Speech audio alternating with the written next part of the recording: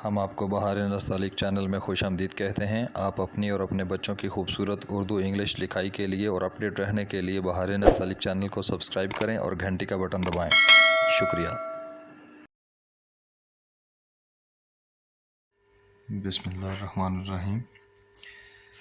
आज दोस्तों के कुछ सवाल पर हम दवात बनाना और कलम के साथ इंक लगाना सीखेंगे। तो सबसे पहले देखें कि हम दवात का इंतखाब कैसे करें।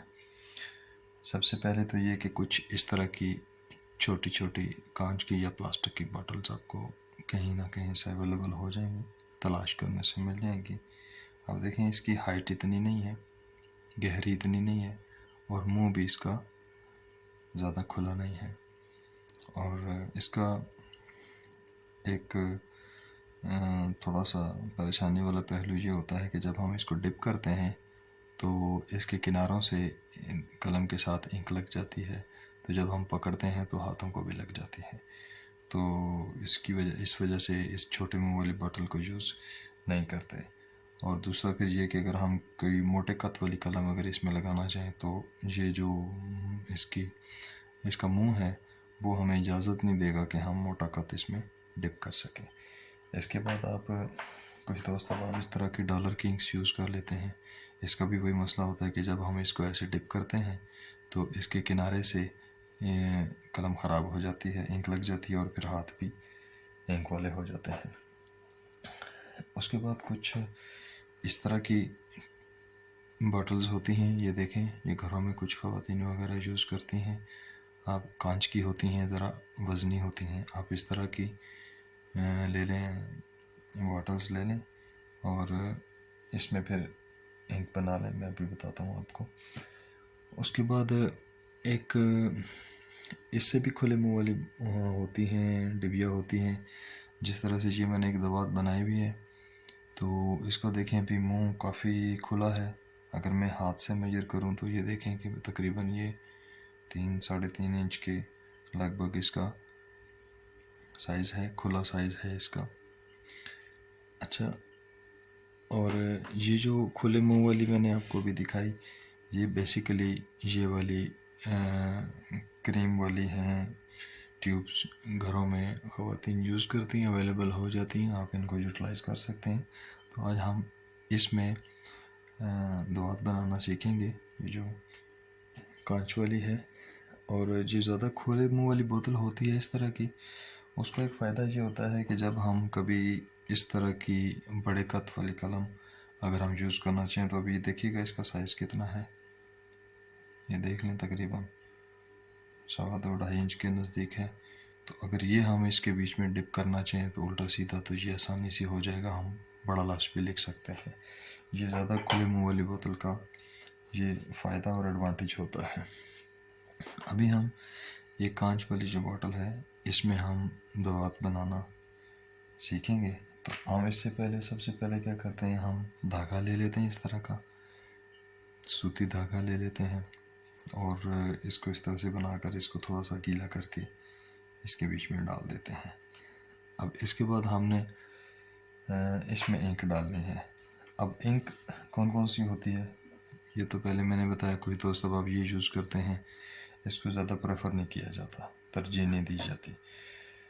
और दूसरा जो है वो इस तरह के शिप ब्रांड के टिंटर कलर होते हैं जो मुख्तलिफ़ कलर्स में अवेलेबल होते हैं और ये इनका मार्का है, ये आपको हार्डवेयर की दुकान से मिल जाएंगे।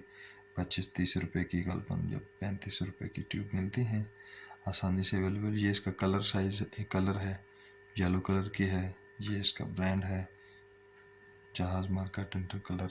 इसको मैं तरजीह इसलिए दिया करता हूँ कि ये इकनॉमिक होते हैं, सस्ते होते हैं, हर बंदा आसानी से अफोर्ड कर सकता है। और कुछ दोस्त अब होते हैं जो महंगे और परमानेंट कलर यूज़ करना अफोर्ड कर सकते हैं, उनके लिए ये है, आप कैली इंक ले लें। ये मेड इन इंग्लैंड है, तो आपको स्टेशनरी की दुकानों से ये मिल जाएगी। और इसके अलावा एक इस तरह से उससे भी ज़्यादा अच्छी होती है, विंसर और न्यूटन के कलर होते हैं। ये इस पर पूरा कैलीग्राफी इंक लिखा होता है और ये फ्रांस की बनी हुई होती है। ये मेड इन फ्रांस है, देखिएगा। आप इस तरह से भी यूज़ कर सकते हैं। मैं चूँकि ज़ाती तौर पे शिप ब्रांड के टिंटर कलर यूज़ करना पसंद करता हूँ, इसलिए आप दोस्तों को भी यही रिकमेंड करूँगा कि आप इनको यूज़ किया करें और जितनी मर्ज़ी मशक करें। अब हमने ये धागा डाल लिया इसमें, ज़्यादा नहीं, थोड़ा सा डाला, ये नहीं कि पूरी 2 हाथ ही धागे से भर ली, थोड़ा सा बनाया आप इसको।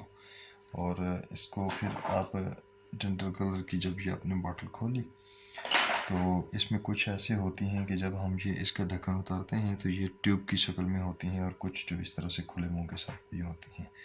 बहरहाल आप इसको थोड़ा सा ये इंक डाल लें, हमने इसको डाल लिया।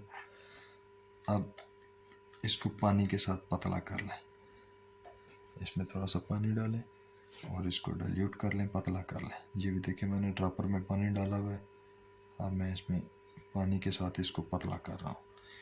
ये आप इसको कितना पतला रखेंगे ये आपकी स्वबदीद पे है कि आप कितनी पतली इंक से लिखना चाहेंगे, तो इसमें कोई हर्ज नहीं है कि आपने कितना इसको पतला करना है।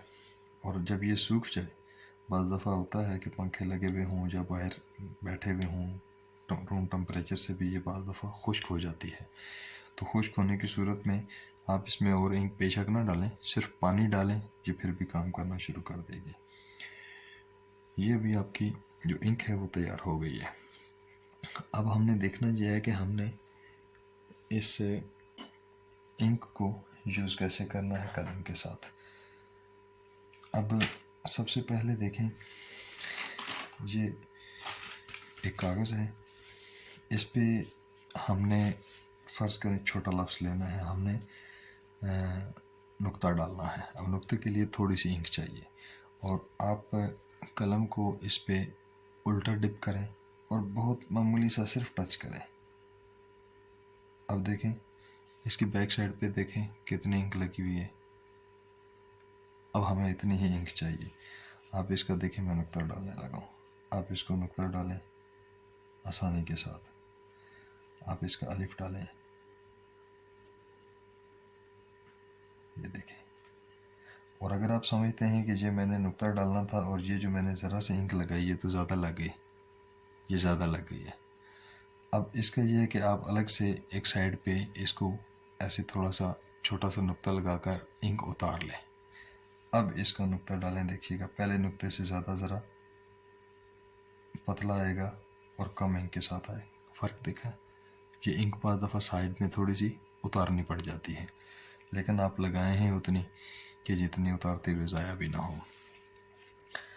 अच्छा, अब फ़र्ज़ करें हमने एक लफ्ज़ लिखना है, थोड़ा सा लंबा लिखना है, तो इसको उल्टी, ये कलम को उल्टा करके थोड़ा सा ज़्यादा डिप करें। अब देखें यहाँ पे इंक कितनी लगी, ज़्यादा, और इस तरफ देखें तो कलम खुश्क। अब बंदा सोचे कि मैं लिखूँगा तो ये तो खुश्क कलम है, कैसे लिखेगी, लेकिन ये जो ऊपर से है ये उतरना शुरू हो जाएगी। और इसको थोड़ा सा आप इस तरह से कलम को खड़ा रखें ताकि जब ये खड़ा रहे तो ये इंक जो है ये इसके पीछे चली जाए, यहाँ से ये इंक पीछे चली जाती है, ये खुद ब खुद चली जाती है, मैंने जानबूझ के ऐसे किया, ये खुद ही चली जाती है। अच्छा, अब आपने एक लफ्ज़ लिखना है जो फ़र्ज़ करें कशीदा है, लंबा है, तो कलम को थोड़ी देर के लिए खड़ा रखें और अपना एक इरादा बनाएं। अब फिर इसको आप क्या करें, नीचे रख कर आप इसको लिखना शुरू कर दें और आप इसको फिर लेते जाएं और इंक उतरती जाएगी और आपके लिए सहूलत पैदा करती जाएगी। आप अपने लफ्ज़ को जितना मर्ज़ी लंबा ले जाएं, इसमें आपको आसानी मिलेगी। अब इंक लगाएं, देखें मैंने फिर उल्टी इंक लगाई, ये मैंने पीछे किया, अब देखें इंक पीछे चली गई। अब एक यहाँ पे मैं ऐसे करता हूँ तो इंक देखें पीछे किस तरफ है, अभी ये इंक इस साइड पे पीछे हुई हुई है और ये ज़्यादा अच्छी होती है। अगर ये इंक इस साइड पे इकट्ठी हो जाए तो ये थोड़ा सा इस वजह से होता है कि जब हम लिखना शुरू करते हैं तो इधर से ये नीचे गिर जाती है, ये देखें नीचे गिर गई।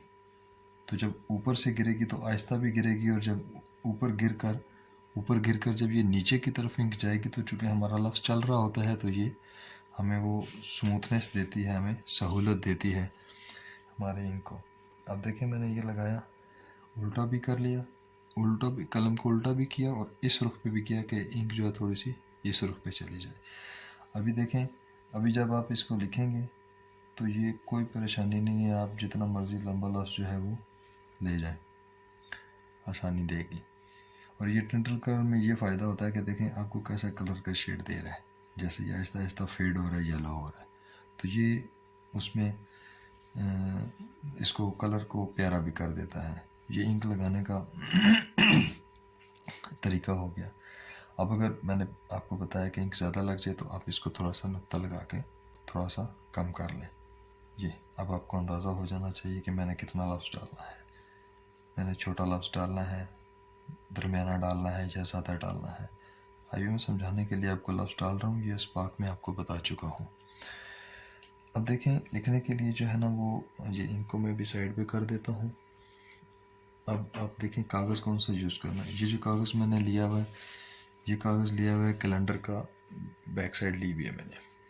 अब कैलेंडर की बैक साइड ली हुई है तो कैलेंडर लेने के लिए आपको एहतियात करनी चाहिए कि कैलेंडर इस्लामी ना हो, मसाजिद की तस्वीरें ना बनी हों, आयात अहादीस ना लिखी हुई हों, ताकि वो तकद्दुस का ख्याल रखा जाए।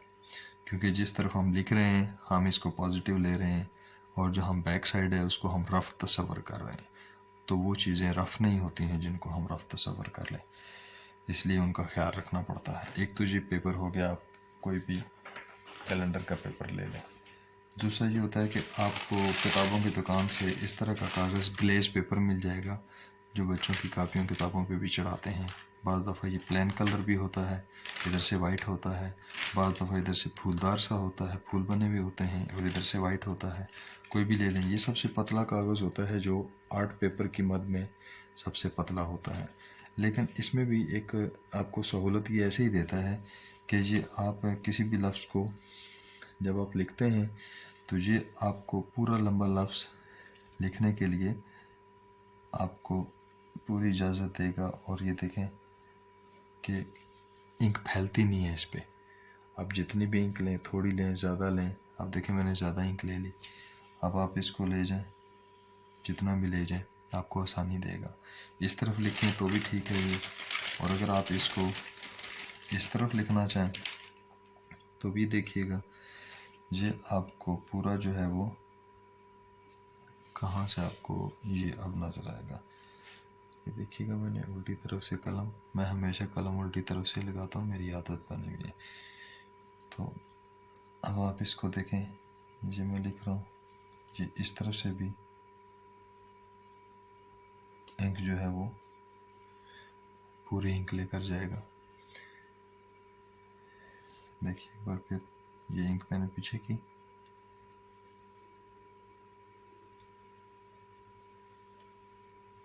जितना भी लंबा लफ्ज़ होगा वो आपकी इंक खराब नहीं होगी। ये पेपर भी ले सकते हैं आप, और इसके अलावा आप ये आर्ट पेपर या आर्ट कार्ड भी ले सकते हैं। अब ये आर्ट कार्ड है, मोटा है थोड़ा सा, ये अच्छा है, महंगा भी होता है थोड़ा सा, ये भी ले सकते हैं।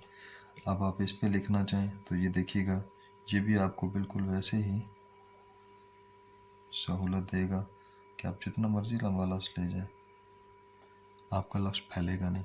ये मैं सिर्फ इंक बता रहा हूँ, लफ्ज़ों की शक्लें मैं आपको बता चुका हूँ, और आइंदा जब शेर रुबाइयाँ करेंगे तो उसमें फिर ये जो लंबे लफ्ज़ हैं आपको बताए जाएंगे।